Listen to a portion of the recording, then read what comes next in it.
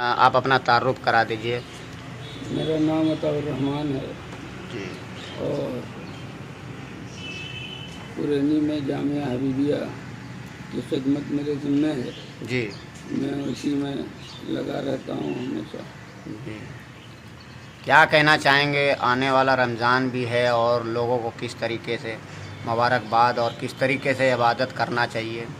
دیکھیے، اصل میں مسلمانوں کو اللہ تعالیٰ نے جتنی کام کی چیزیں دی ہیں، مسلمانوں نے اس کا غلط استعمال کیا ہے، مس یوز کیا ہے، جس کی وجہ سے جو چیزیں مسلمانوں کو ملنی چاہیے تھیں وہ چیزیں مسلمانوں کو مل نہیں پا رہی ہیں۔ مثال کے طور پر یہ رمضان ہے، لوگ سمجھتے ہیں کہ یہ رمضان ہم کو بھوکا رکھنے کے لیے آتا ہے، یا لوگ سمجھتے ہیں کہ رمضان ہم کو رات کو جگانے اور پریشان کرنے کے لیے آتا ہے، جبکہ یہ اللہ کی بہت بڑی نعمت ہے۔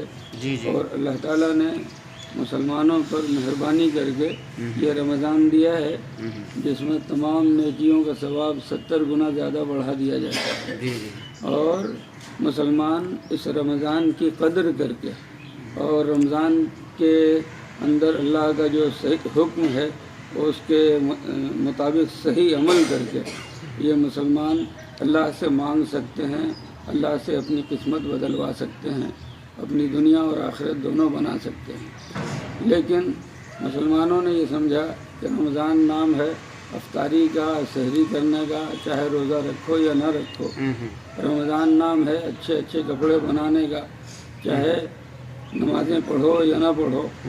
یہ اس طریقے سے اللہ رب العزت تو دلوں کے اندر گھس کے لوگوں کے حالات جانتا ہے، کیونکہ وہی پیدا کرنے والا ہے۔ صحیح بات ہے۔ اور مسلمان جو اس طریقے سے کر رہے ہیں اور سمجھتے ہیں کہ میرا مالک ہم سے خوش ہو جائے گا، یہ طریقہ مسلمانوں کا صحیح نہیں ہے، بلکہ مسلمانوں کو رمضان کی قدر کرنی چاہیے اور جیسے مالک نے حکم دیا ہے اس کے مطابق عمل کرنا چاہیے۔ بہت سے ہٹے کٹے لوگ بھی روزہ نہیں رکھتے ہیں، ان کے لیے کیا کہنا چاہیں گے؟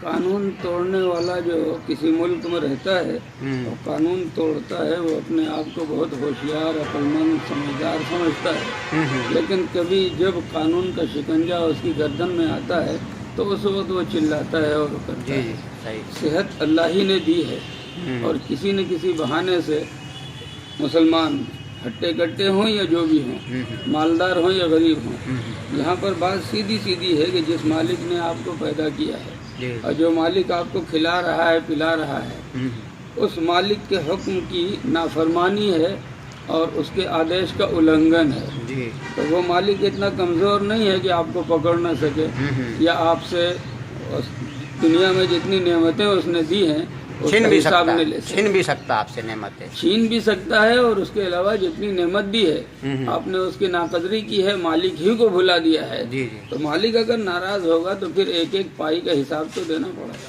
صحیح بات ہے۔ بہت سے لوگ صرف بھوکا رہنا روزہ سمجھتے ہیں، نہیں، تو واقعی نہیں، یہ چیز غلط ہے۔ بھوکا پیاسا رہنا نہیں، صرف بھوکا پیاسا رہنے کا نام روزہ نہیں ہے، جی جی بلکہ روزہ اندر سے اپنے آپ کو صاف ستھرا اور پاک کرنے کا نام ہے۔ جی خود حضور پاک صلی اللہ علیہ وسلم فرماتے ہیں کہ بہت سے راتوں کو جاگنے والے ایسے ہیں کہ سوائے رجگا کے ان کی ہاتھ میں کچھ نہیں آتا، اور بہت سے بھوکے، بہت سے لوگ ایسے روزہ دار ہیں جو روزہ دار کہلاتے ہیں، لیکن صرف بھوکا پیاسا رہنے کے ان کو کچھ نہیں ملتا۔ روزہ تو اصل میں انسان کے اپنے آپ کو بنانے کا نام ہے۔ روزہ آپ کو برداشت سکھاتا ہے، روزہ یہ سکھاتا ہے کہ سامنے والا اگر کوئی آپ کو گالی بھی دے دے تو آپ اپنے روزے کو بچائیں اور جواب میں طیش میں آ کے اس سے الجھے نہیں، اپنے روزے کی فکر کریں۔ روزے میں اگر آپ روزہ بھی رکھا جھوٹ بھی بولتے رہے، روزہ بھی رکھا حرام بھی کھاتے رہے، روزہ بھی رکھا دوسروں کو دھوکہ بھی دیتے رہے، تو اس روزے کا کوئی معنی اور کوئی مطلب نہیں ہے، بلکہ روزے کو اگر روزے کی طرح رکھا جائے تو آپ کو آپ کا خدا، آپ کا رب اندر سے پاک صاف ستھرا بنا دے گا۔ کہیں صرف بھوکا رہنے کا نام روزہ نہیں، آپ کے ہاتھ کا بھی روزہ، آپ کے پاؤں کا بھی روزہ، آپ کے آنکھوں کا بھی روزہ ہے، جی ہاں، آپ کے کانوں کا بھی روزہ ہے، بدن کے ایک ایک حصے کا روزہ ہے، جی بلکہ یوں کہا جائے کہ آپ کے من کا بھی روزہ ہے۔ صحیح بات ہے۔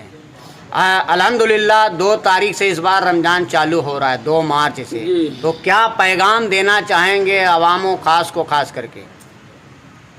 میری گفتگو یہی ہے، میرا کہنا یہی ہے کہ سال بھر تو آپ اپنی مرضی سے جو چاہتے ہیں سو کرتے ہی رہتے ہیں جی، تو سال بھر جس طریقے سے رہنا ہوتا ہے رہتے ہی ہیں، لیکن جو مالک آپ کو سال بھر کھلاتا ہے پلاتا ہے، آپ کی روزی کا انتظام کرتا ہے، آپ کی تمام چیزوں کا علاج کرتا ہے، اس مالک کے حکم پر ایک مہینہ وفاداری کا ثبوت دینا چاہیے۔ جی، بہت بہت شکریہ۔